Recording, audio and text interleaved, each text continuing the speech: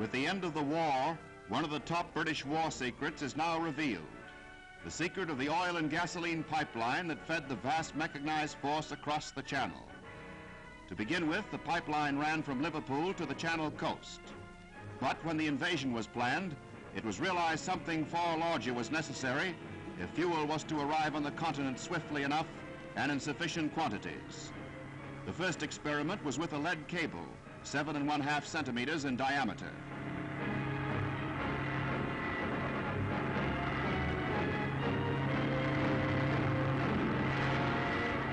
It was covered with tar, and then with wire, and then with a second coating of tar.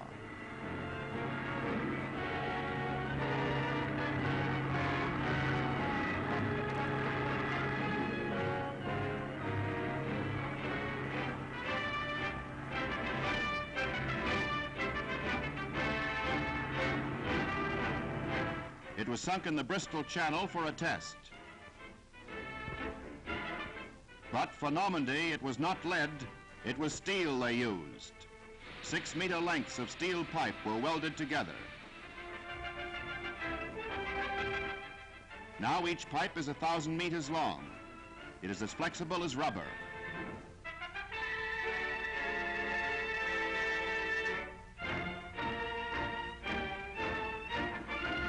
It is turned on giant reels. This is steel piping, which is not swept away by tides and which resists the corrosive effect of salt water.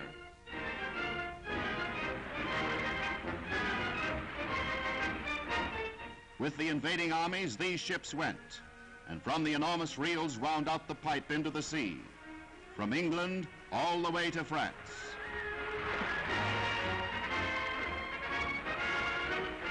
Invasion.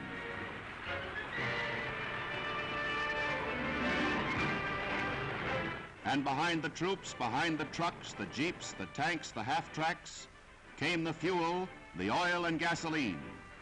And so, no matter how far they drove, there was never a fuel shortage for the Allied armies. Each of these drums weighed 1,600 tons and carried 70 miles of pipe.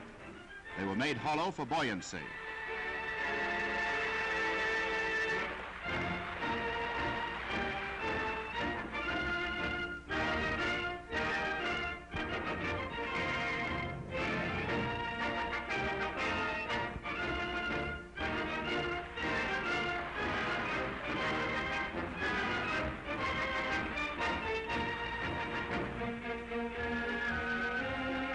Across France, across Belgium, and back near Dover, in what seemed to be golf clubs, ice cream factories, and innocent seaside villas, all camouflaged against German air attacks, were the pumping stations.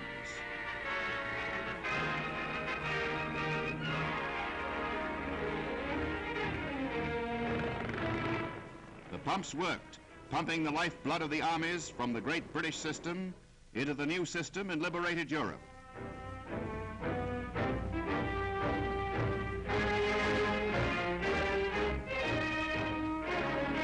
It was guarded against sabotage. The flow never stopped.